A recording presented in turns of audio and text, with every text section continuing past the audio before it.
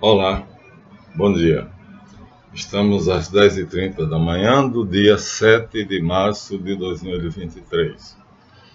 Este vídeo é o terceiro sobre paralelismos e diferenças, contrastes entre os Sumérios e a Bíblia.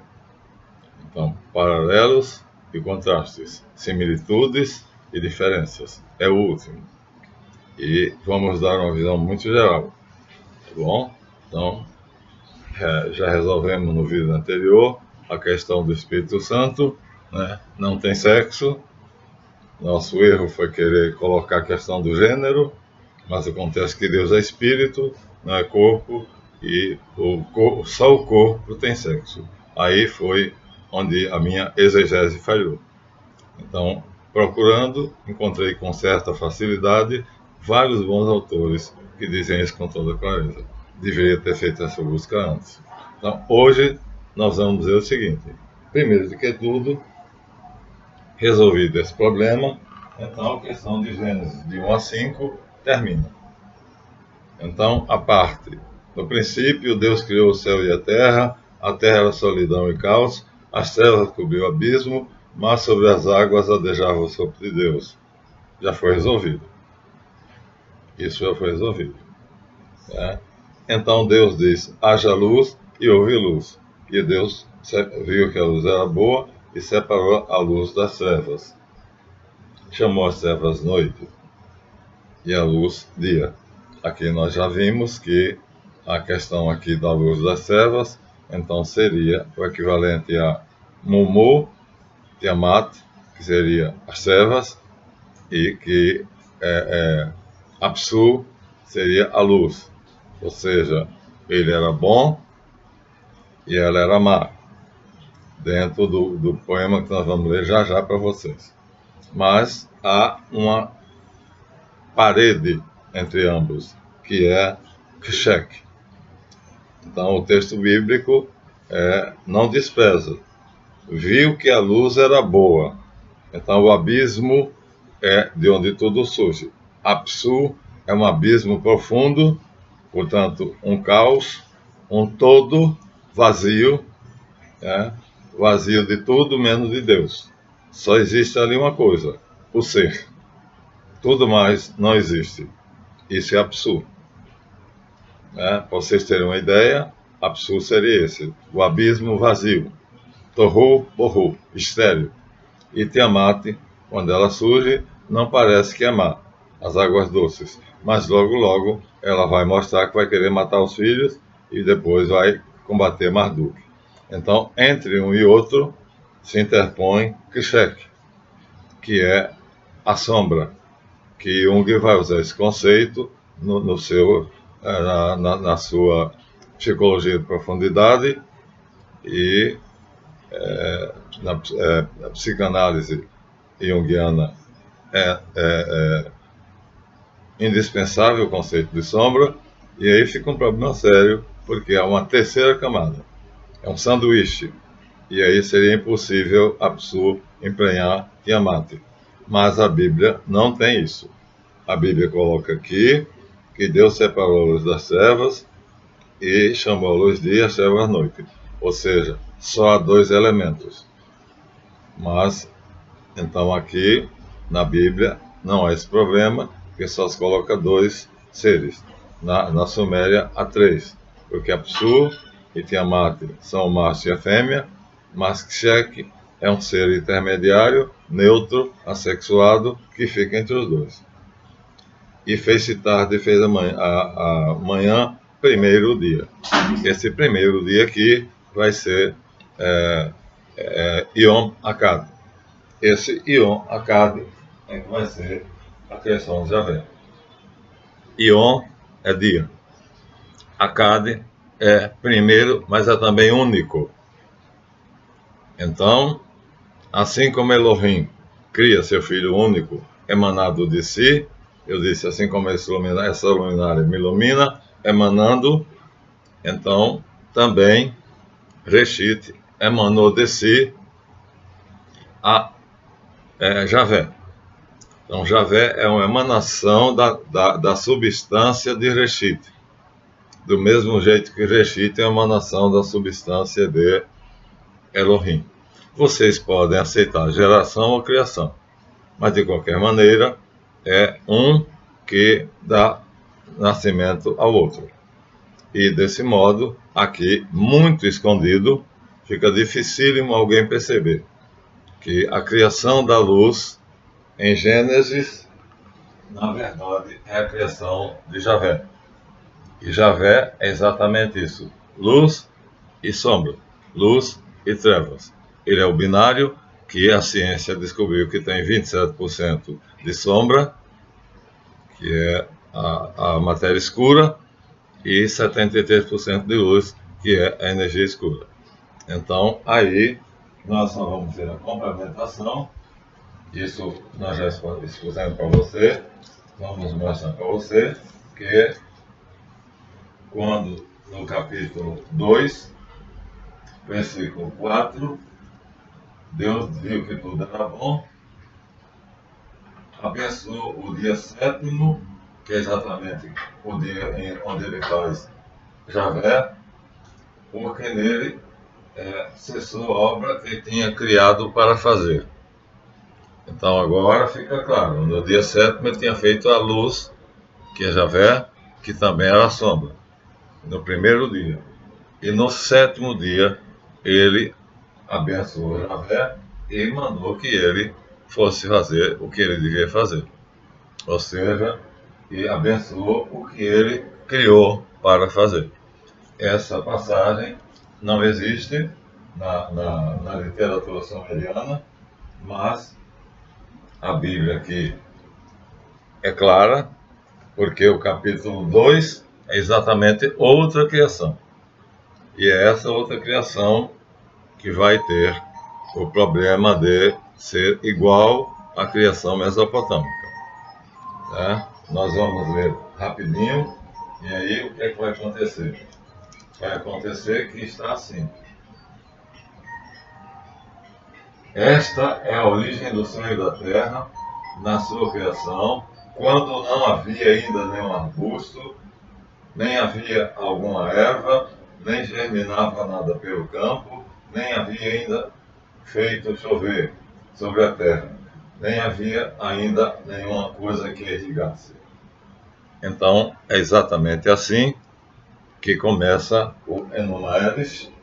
Portanto, aqui o Enuma Elish não é uma cópia do primeiro, nele está uma porção de elementos, mas nós já mostramos para vocês, a semelhança é enorme. Olha só, quando no princípio ainda não tinha nome, a terra firme abaixo não tinha sido chamada pelo nome, nada havia senão o primordial Apsu, o genitor deles, o abismo sem fundo, e Mumu Tiamat, que a todos pariu. Aqui já introduz Tiamat. Mas se a gente ler somente as primeiras 3 linhas, é tudo igual. Não havia nada. Não havia o céu, não havia terra, não havia nada senão o abismo sem fundo. Porque é dele que vai se gerar tudo. Olha, é exatamente igual. Então, Gênesis 2, que é a criação de Javé, é exatamente copiado, pelo menos inicialmente, de Enuma Elish, ou seja, do poema da criação babilônica. Então, aí nós temos uma perfeita identidade. Então, o criador do Gênesis 2 é Javé, luz e sombra, e os criadores do Enuma Elish são Apsu e Tiamat, luz e sombra. Ele é bom, ele é má. E o texto é, curiosamente, quando no alto não havia ainda nem casa, nem havia ainda germinado a erva, nem havia ainda chover, nem orvalho, quer dizer, é exatamente igual. Então, Gênesis 2 foi decalcado em cima, que é a criação de Javé, de Enuma Elish. Gênesis 1, não. Mas em Gênesis 1 há um problema, que é no sexto dia. Então, aliás, no quarto dia. Então, o que acontece? Aqui diz,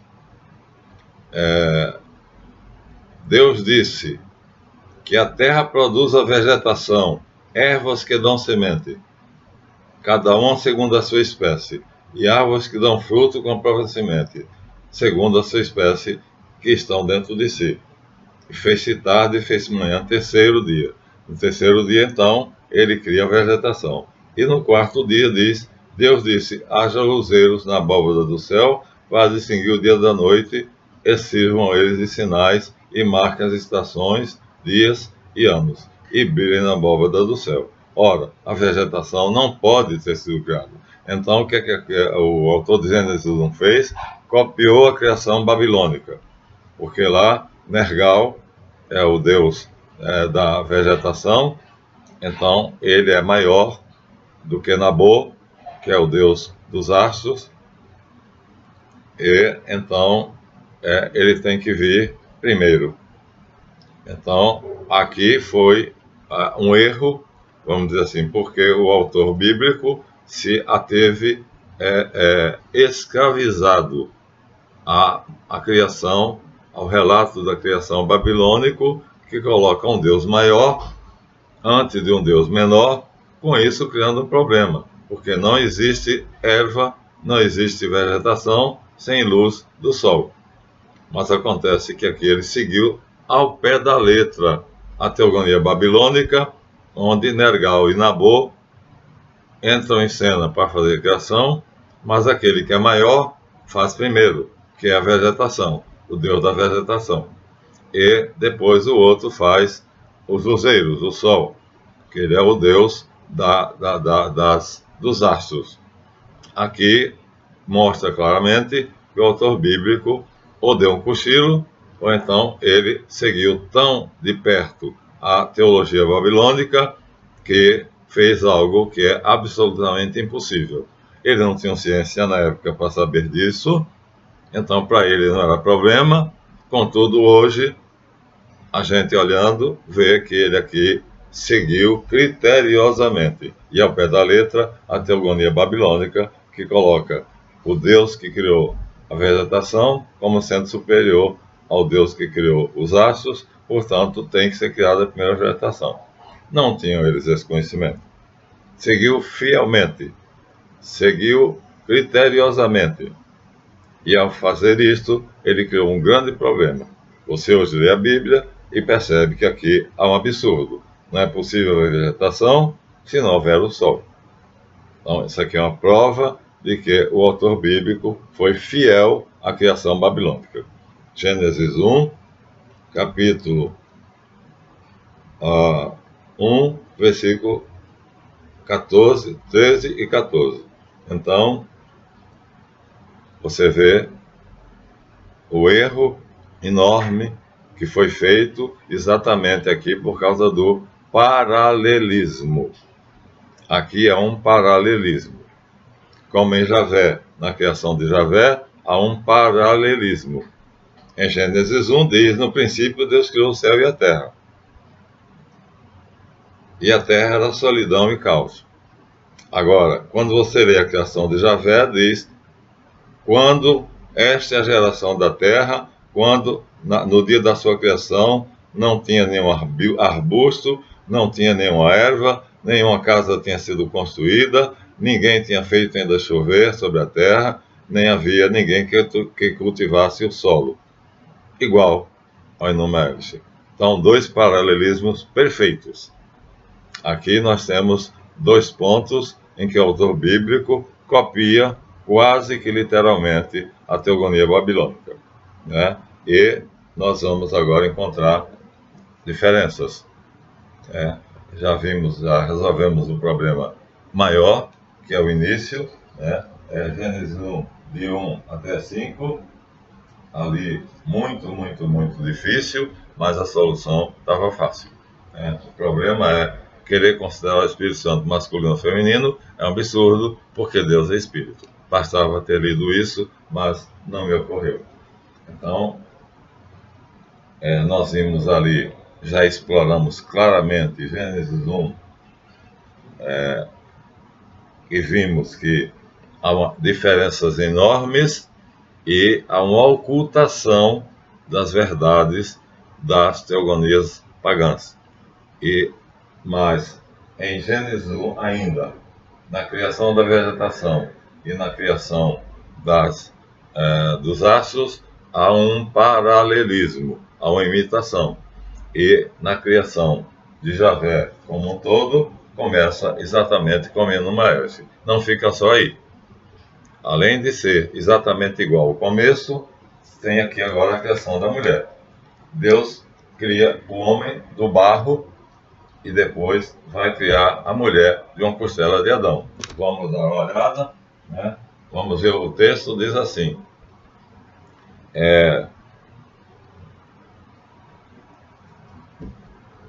Vamos ver a criação do homem primeiro, né? Primeiro homem. Então o Senhor Deus disse, Gênesis 2, tá? A criação de Javé. Façamos o homem. Façamos o homem a nossa imagem e semelhança. E o Senhor Deus fez o homem e pó da terra. Ele insuflou nas narinas o hálito da vida, com isso o homem tornou-se um amor vivente. Ou seja, o Senhor fez o homem do barro. Exatamente igual como vai acontecer quando vou ler para vocês na teologia suméria, né? A deusa que vai fazer o homem vai fazer do barro, a maçã do barro, paralelismo perfeito. E esta da costela. Então Deus disse, isso aqui, a criação do homem, é Gênesis 2, portanto é de Javé. Então o Senhor disse, vamos formar o homem com o pó da terra, e lhe insuflou nas narinas do hálito da vida, e o homem se tornou alma vivente. Então, aqui está em Gênesis 2, 7. E aí, daqui, já vamos encontrar um paralelo, porque a deusa que cria 6 homens de raças diferentes, de espécies diferentes, também cria a maçã do barro. Do mesmo jeito, então, que Javé cria o homem do barro, Adamá, então nós vamos ver que aqui, lá também o homem é criado do barro. Mas são 6 raças diferentes. Aí depois é a mulher. E a mulher é criada como? Deus disse, não é bom que o homem seja só. Então, formou vários animais, mas conduzido aos homens, o homem não encontrou igual. Então Deus fez um profundo sono sobre Adão e depois tirou da sua carne uma costela. E dessa costela Deus formou a mulher. E disse, essa será a sua companheira. Exatamente aqui tirado um paralelo exato da teologia suméria. Por quê? Porque a deusa que vai criar, não tem de memória não, mas vou ler para vocês, vai amassar o barro, há várias criações, né? A de Marduk, em que ele pega o sangue de Kingu, amassa com barro também, pede a Enki que ajude a ele, Enki pega barro, ele pega o barro, amassa com sangue de Kingu, de qualquer maneira, o barro entra tanto na criação de Marduk, quanto na criação da deusa, da deidade, que vai fazer 6 homens. Então, aqui é imitação servil, né? E essa costela, de onde vem essa costela? A palavra costela, cela, significa lado. Mas, problema não, a similitude vai estar no capítulo onde é chamado aqui o paraíso. O paraíso. Então estamos aqui no paraíso, no livro de Samuel Noah Kramer, e aí o que é que acontece? E no segue é dona do paraíso, já lembro para vocês.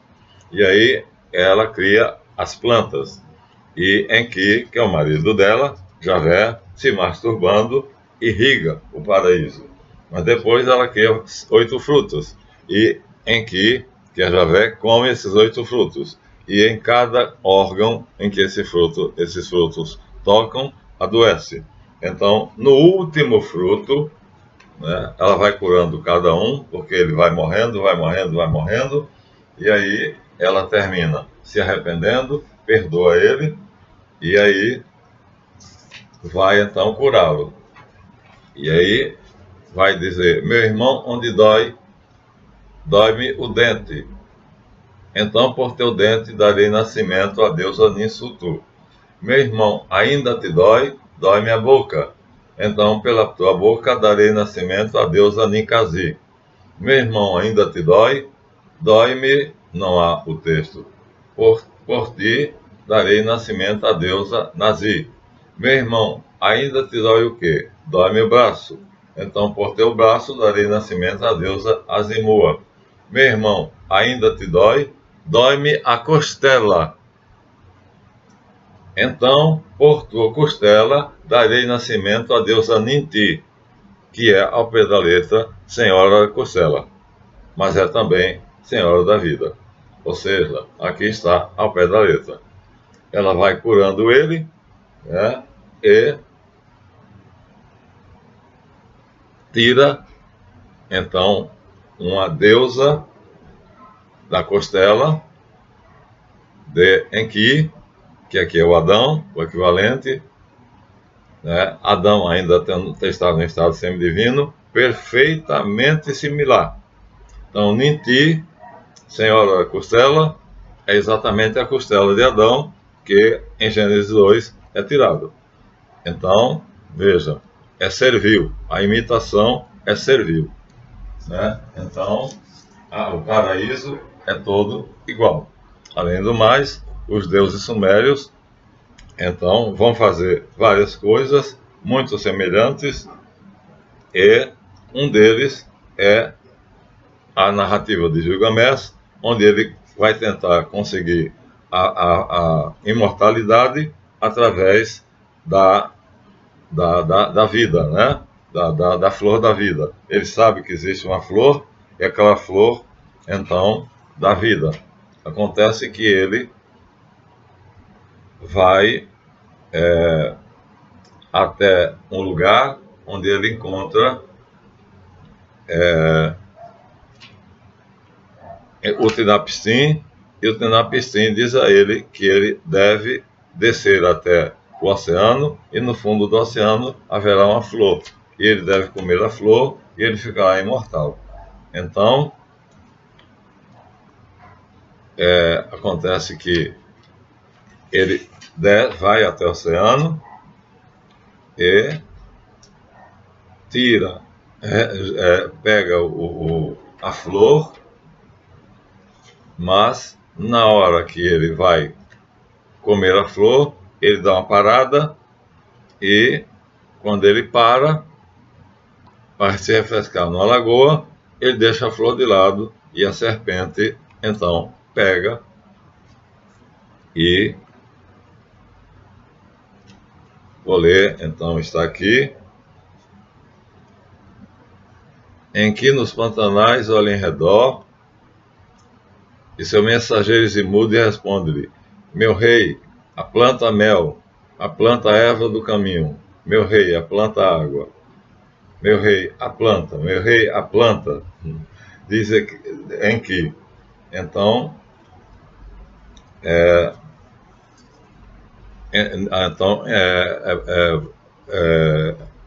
Gilgamesh vai pegar a planta, ele chega a pegar a planta, e aí, mas,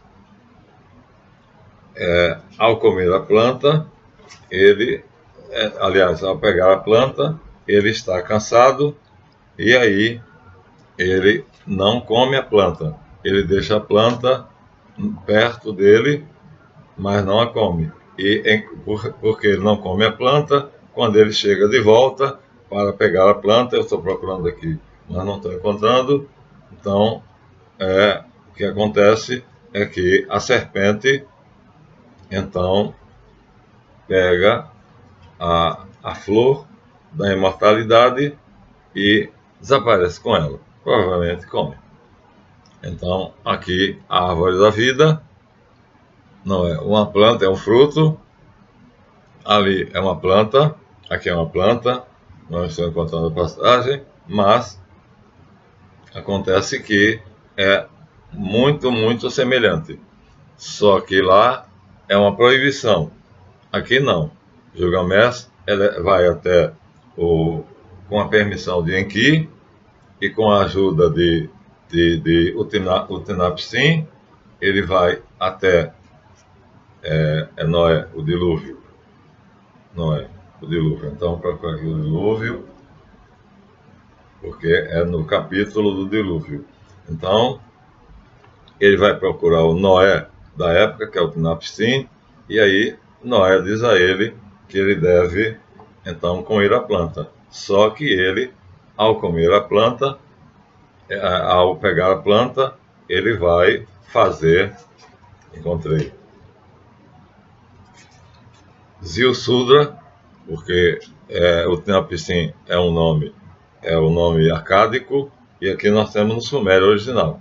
Então, no Sumério original, o Noé sumeriano é Zilsudra, e no acádio ele passa a ser Utnapishtim.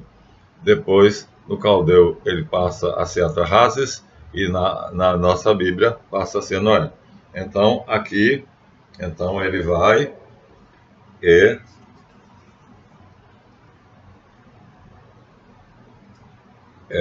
pega a planta, mas acontece que ele não come a planta. Por quê? Porque ele deixa a planta, não está aqui. Então não é exatamente nessa primeira parte do dilúvio. Então, mas é Zilsudra quem vai dizer a ele que ele tem de comer essa planta. E ele não come a planta imediatamente, né? E aí a serpente leva a planta e ele fica sem a imortalidade. Assim, nós vemos que Gilgamesh perde a imortalidade porque bobeou. Em vez de pegar a planta e comer imediatamente, ele. Esse eu encontrei aqui.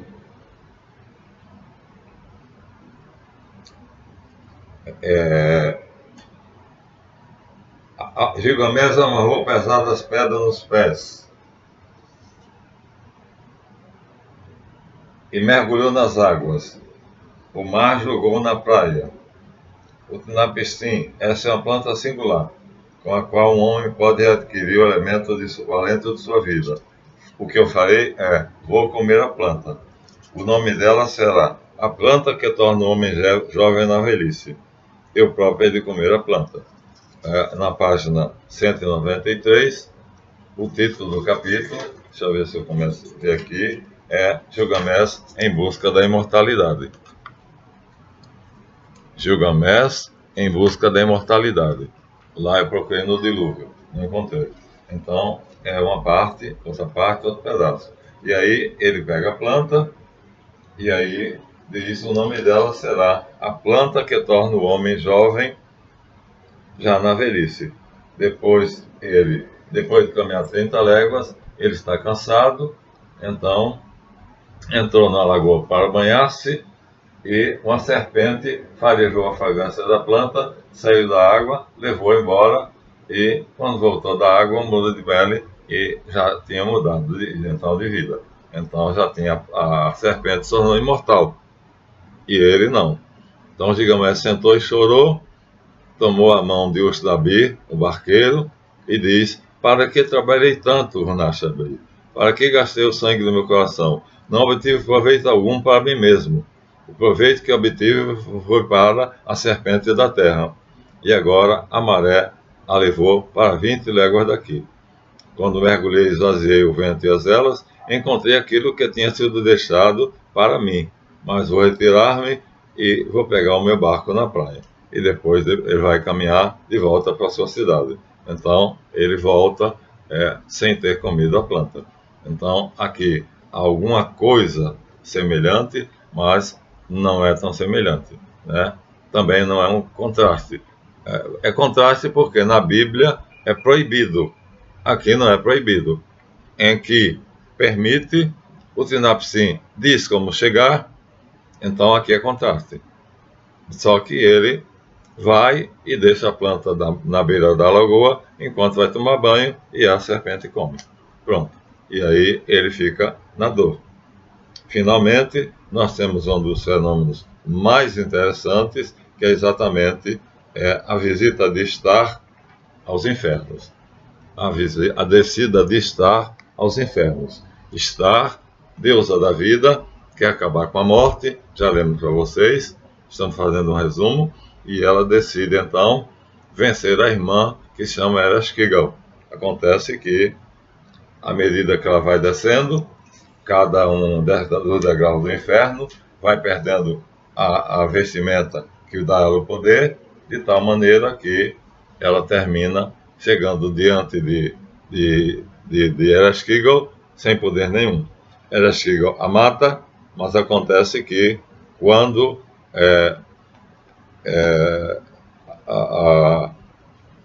Anu sabe, através de Enlil, que a deusa da vida está morta, então ele diz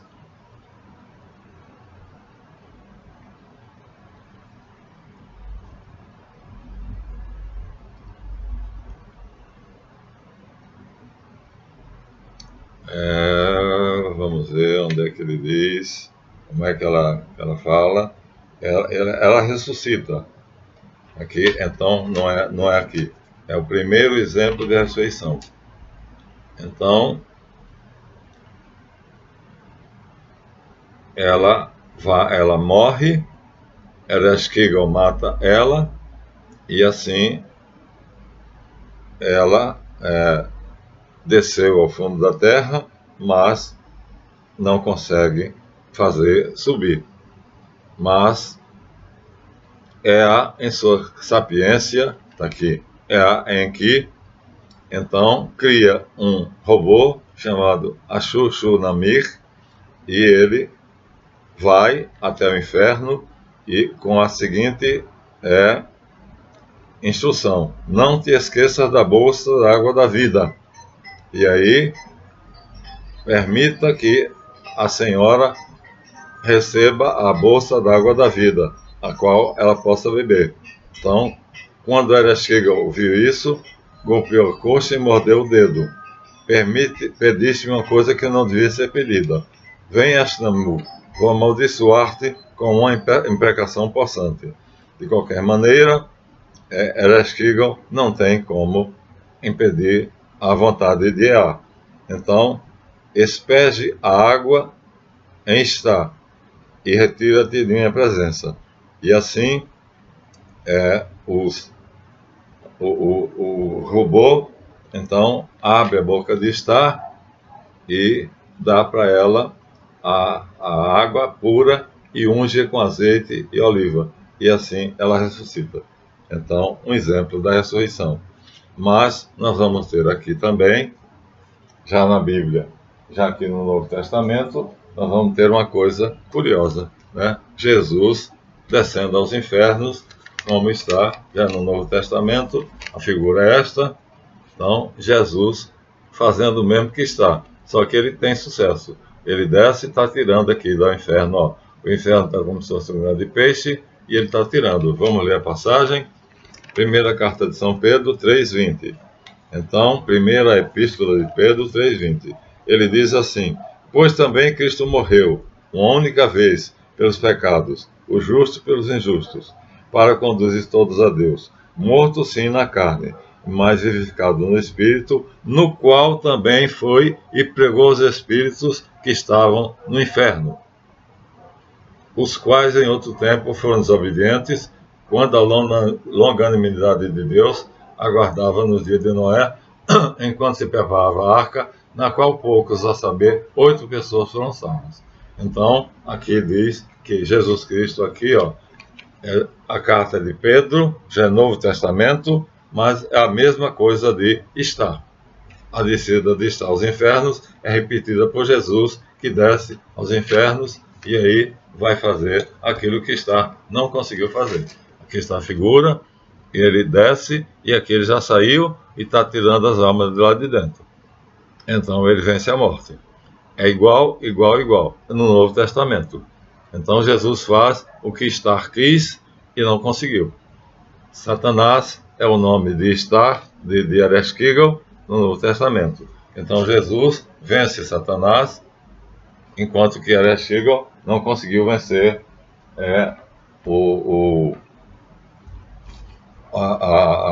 desculpa, Istar não conseguiu vencer Ereshkigal. Então Jesus faz aquilo que Istar queria fazer. Ele penetra na escuridão profunda, no abismo profundo da terra, que é os infernos, e lá, nesse abismo profundo, ele entra e ele retira, de lá de dentro, ele retira Adão e Eva e retira todos que estavam lá. Aqui está ele, o fundo da terra, leva aos infernos, infernos quer dizer região inferior, e ele tira todos que tinham sido desobedientes, até os que estavam no dilúvio, segundo a carta de São Pedro, capítulo 3, versículo 20.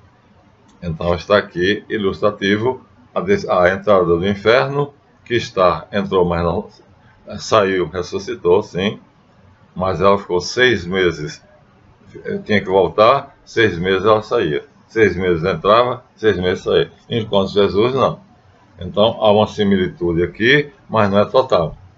Então Jesus faz aquilo que Istar não conseguiu fazer. Mas é muito semelhante, né, a caverna e os dois pecadores, e na carta de Pedro ele diz todos os que tinham sido desobedientes até Noé. Então a similitude é total. Finalmente, nós vamos agora ler o mais curioso. Vamos ler para vocês uma grande curiosidade, que é a rebelião dos anjos. Yahvé, com a palavra, criou o sol, a lua e as estrelas. Criou as grandes águas e passou com seu carro sobre o mar, quando se ergueu Terrom, a palavra que aparece lá, Terrom, Terru, Terrom, terremoto, Tiamat. Então ela se rebela contra ele. Portanto, ela, o mal. Ela, Satã. Então é a rebelião dos anjos. Yahvé, então, com seu carro de fogo, bombardeia ela e procura, enquanto ela procura afogar a criação, Terrom, rainha do mar, Yahvé vai contra ela com seu carro de fogo, bombardeando com raios de granizo, finalmente destrói o vassalo de Terrom, Berrom, cravando a espada em seu coração. As águas retrocederam aterrorizadas, tanto Terrom quanto Berrom, que aqui Berrom é outro nome para Apsu, né? Também pode ser Leviatã. E então Yahvé aprisiona Terrom, Satanás, e bradou seu triunfo, secando as massas de água. Então aqui nós temos a rebelião dos anjos. Aí nós vamos agora ao Novo Testamento, de novo a Bíblia no Novo Testamento, e nós vamos encontrar em Apocalipse a rebelião dos anjos. Então vamos lá, vamos ver a mesma coisa. A rebelião ali é de Tiamat, Terrom, mas tem também vários, ela tem Leviatã, ela tem Raab, ela tem uma porção. Nós vamos encontrar em Apocalipse 12, 7. Capítulo 12, versículo 7. Houve uma grande luta no céu. Miguel e os seus anjos lutaram contra o dragão, Satanás. Também pelejaram o dragão e seus anjos. É a mesma coisa. Javé aqui é Miguel, Micael. E há o levante, ou seja, a rebelião. Todavia, o dragão não prevaleceu e no céu não houve mais lugar para eles. E foi expulso do céu o grande dragão, a antiga serpente, Satanás, o diabo, o sedutor do mundo, e assim foi atirado para a terra e com ele os seus anjos. O sedutor. Por que sedutor? Porque ele tinha seduzido Eva. E aí tem uma coisa muito interessante aqui, porque é que ele é chamado de o sedutor. Aqui quem vai dar isso é o mesmo livro de Jota, né? Porque é que é sedutor. Então, aqui nós temos uma coisa lindíssima. Eu fiquei encantado com o pedaço onde ele explica isso, a questão de de Eva ter sido seduzida. Olha só, diz o texto bíblico que Adão e Eva estavam nus e não se envergonhavam. E mais adiante diz que a serpente era a mais astuta de todos os animais. Aí, aqui, Harold Bloom explica. A palavra Arom, hebraica, significa nu, e Arum quer dizer astuto. Então, na tradução não dá para perceber. Então, o Arum, astuto, é a serpente. E Arom é Adão e Eva nus. Aí ele diz, é uma pena que na tradução apenas se diz que os dois estão nus, mas não se envergonham. E a serpente é a mais astuta de todos os animais. Ele diz, na tradução não dá para perceber essa curiosidade que é Arom, seria, eles estão nus, eles estão Arom. E a serpente é a mais astuta. E astuta aqui é Arum. Então, é um trocadilho, duas palavras muito parecidas. Então, Arum vence Arom. Essa curiosidade eu achei muito interessante e quis terminar esse capítulo 40 minutos depois com isso aqui. Então, a serpente é Arom. Agora já esqueci. Já esqueci, né? Mas é uma sutileza que jamais saberíamos, mas como os cobras aqui são bambambam, ele então vai dizer, Arum é a serpente e Arom é nu. Então, astuto é Arum com U e Arom é nu. Olha só. Duas palavrinhas que vão fazer com que se perceba que a serpente tem algo de semelhante. A raiz é muito parecida. Arom quer dizer nu e Arum quer dizer astuto. Há uma semelhança entre a serpente, que é astuta, e a nudez de Adão e Eva. Muito curioso isso. E, finalmente, a última grande coisa é também a um outro ser que desce aos infernos para poder trazer algo que seja uma prova de que a alma sobrevive. Eu não sei se vai dar tempo, mas é Enkidu, que é o servo de Gilgamesh. Ele desce até o inferno e aí, depois que ele desce aos infernos, ele volta com o rosto, ou seja, quer dizer que ele consegue aquilo que ele decidiu. Então, ele volta em Enkidu, ele desce e depois ele volta e diz, encontrei aquilo que tinha deixado. Então, Enkidu também vai aos infernos, mas ele vai para provar que nós somos imortais. E aí, assim, nós temos aqui todas as provas, todos os textos, né, mostrando que as similitudes e as discrepâncias. Então, vamos ver, encontrei o texto. Então, Ravava o abandonou, a sua mão tremeu. Ó tu, não conheço a mãe que me deu o ser, não conheço o pai que me criou. Diz Enkidu, na terra me destes o ser, tu me criaste. O tu esconjurou Gilgamesh pela vida do céu, pela vida da terra, pela vida dos infernos. Tomou pela mão e trouxe-o para cima. Então, Gilgamesh começa a descer com ele, mas volta. Então o coração de Gilgamesh teve piedade. Disse ao seu servo Enkidu: Ó Enkidu, deixa o pássaro cativo voltar para o seu lugar. Deixa o homem cativo no seio da sua mãe, ou seja, dentro da terra. Enkidu respondeu a Gilgamesh: O mais alto que não tem razão. Namtar, demônio da morte, o devorará. Namtar, que não conhece distinção. Se o pássaro cativo voltar ao seu lugar, se o homem cativo voltar ao seio de sua mãe, tu não voltarás à cidade da mãe que te deu ser. Assim, Ravava diz a Enkidu: De mim, ó Enkidu, tu dissestes mal.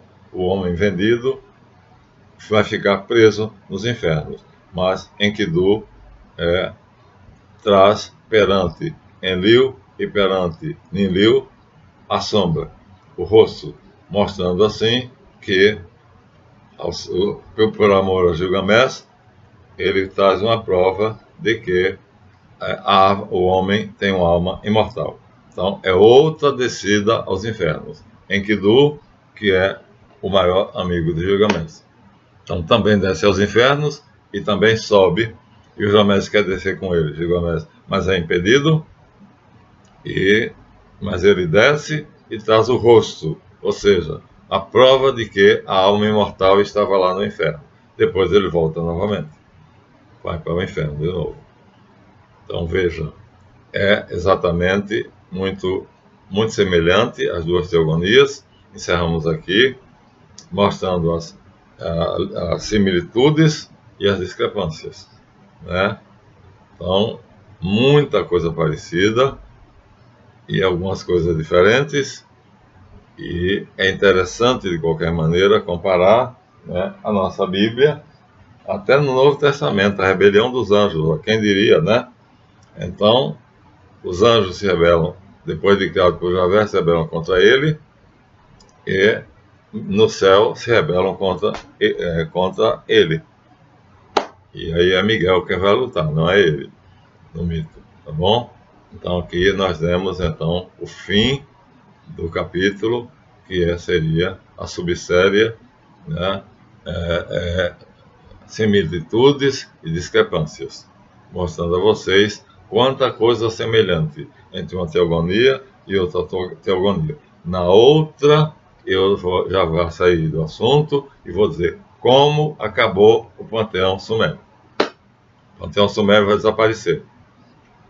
Então, tudo isso que nós lemos aqui, que a Bíblia tirou da Suméria, tirou porque encontraram, mas foi já de segunda a terceira mão, ou seja, já escrito em caldeu, porque a parte escrita em sumério não existia.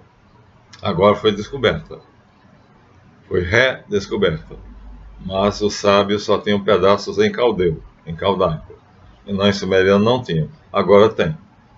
Tá? Então aí se teve mais certeza ainda de que a Bíblia tem uma grande dívida com a Suméria, e a teogonia, a teologia bíblica, tem também uma grande dívida com o pensamento e a concepção, né, dos deuses, dos seres divinos, da criação, em suma, até da criação do homem, que aqui não deu para falar, né?